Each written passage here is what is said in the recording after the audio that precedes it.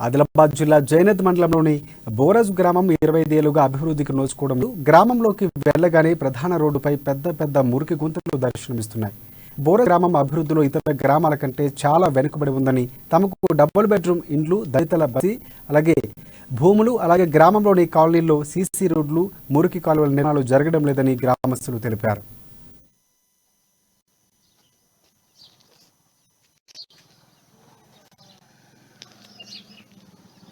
వరకు జరిగిన అభివృద్ధి పనులు ఇలాంటి గుంతలు ఇలాంటివి ఇటువంటి గుంతల రోడ్లే మా బోరజ్కు అభివృద్ధి జరిగినాయి. ఇప్పటి వరకు ఏం లేదు. డబుల్ బెడ్రూమ్లు లేవు, ఇండ్లు లేవు, భూములు లేవు, దళిత బంధు లేదు, దళిత బస్ లేదు, మురికి కాలువలు లేవు.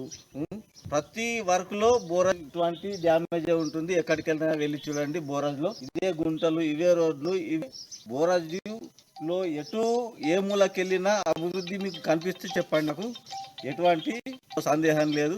మీరే కొంచెం దయతలంచి ఇది వరకు